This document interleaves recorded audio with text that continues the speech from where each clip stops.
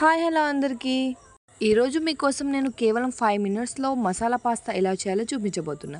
దీనికి ఒక glass water తీసుకోవాలి అండ్ ఒక కప్పు పాస్తాను తీసుకున్నాను. హీట్ వాటర్లో పాస్తాను వేసుకొని ఒక 5 మినిట్స్ వరకు ఉడికించుకుంటే సరిపోతుంది. అలాగే ఈ వీడియో చూస్తున్నవారు లైక్ అండ్ సబ్స్క్రైబ్.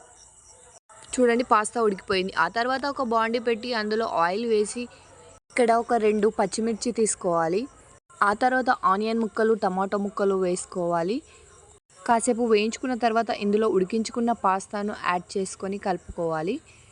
కొంచెం పచ్చివాసన పోయిన తర్వాత ఇందులో నేను పాస్తా మసాలా తీసుకున్నాను. మనకు సూపర్ మార్కెట్లో దొరుకుతుంది. పాస్తా మసాలా వేసుకొని కలుపుకుంటే సరిపోతుంది. పచ్చివాసన పోయే వరకు వేయించుకుంటే సరిపోతుంది. ఆ తర్వాత లాస్ట్గా మనం కొత్తిమీర వేసుకోవాలి పైనుంచి. ఒక 2 మినిట్స్ లో ఫ్లేమ్లో ఉంచుకొని వేయించుకుంటే సరిపోతుంది. చూసారు కదండి, ఒక 5 మినిట్స్లో ఎంత ఈజీగా పాస్తాను రెడీ చేసామో మనం. మీరు కూడా మీ ఇంట్లో ఒకసారి ట్రై చేయండి. Thank you.